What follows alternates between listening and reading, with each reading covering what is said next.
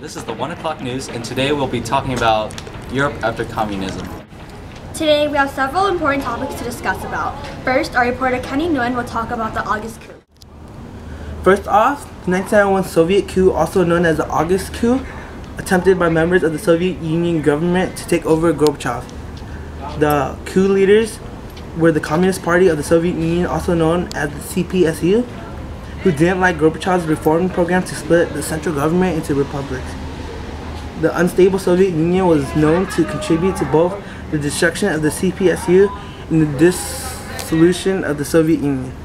Yeltsin, who ruled Russia after, used the coup's failure to wipe out the political party of the Soviet Union. The conspirators met in the Kremlin after Boldin, Shenin, and others returned from Crimea. Yanayev, Pavlov, and Baklanov signed a declaration of Soviet leadership that declared the state of emergencies in all the USSR and announced that the State Committee of the State Emergency had been created to manage the country and had to make the regime of the state of emergency. Gorbachev signed as CPSU. Gorbachev resigned as the CPSU General Secretary on the 24th of August. Vladimir took his place right after and also resigned on the 29th. Yeltsin also decreed the transfer of the CPSU archives to the state archive authorities, also all CPSU assets in Russia. Yeltsin had the termination of all party activities in Russia. Now, our next reporter, Christine Tall, will be talking about the controversial topic on the ban of full veils in France. Just over a year ago, in April 2011, full Islamic veils are banned in France. There are many mixed feelings about this new law. France is the first country in Europe to ever ban veils. The government says that the veil goes against the nation's values of equality. They also claim that the veil creates a barrier between Muslims and other religions, and France is supposed to be a shared society. Italy has a more justified law against covering faces due to safety and precaution, while France is targeting the veil wearers. The banning of the veil created protests in Pakistan and other countries and cities. Although only an estimated 2,000 wear the full veil, many Muslims feel uncomfortable and unwanted.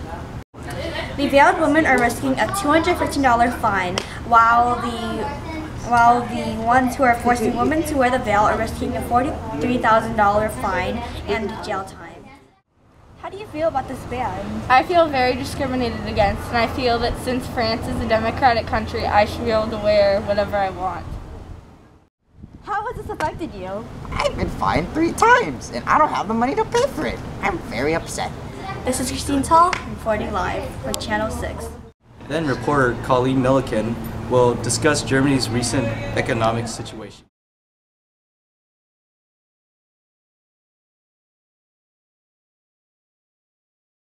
Germany's economy has come a long way since World War II. In fact, they are now the largest national economy in Europe and the 4th largest in the world, ranked by GDP. Also, Germany is now the 2nd largest exporter in the world. 70% of the country's national GDP is from the service sector or service industry, which is the supply of services to other businesses. The economy is still booming. However, some economists wonder if the economic success will last for long. Lastly, reporter Dustin Tran will talk about the breakup of Yugoslavia.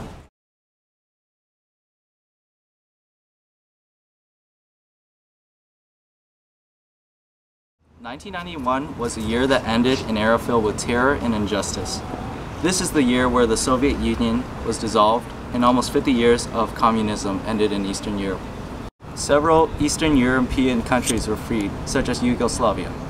Yugoslavia was composed of many ethnic groups that were discontented. The Serbs dominated the government, and this caused Croatia to break away, followed by Bosnia-Herzegovina and Macedonia. The Serbs would retaliate with ethnic cleansing of minorities. Time will tell if these breakaway provinces will retain their independence.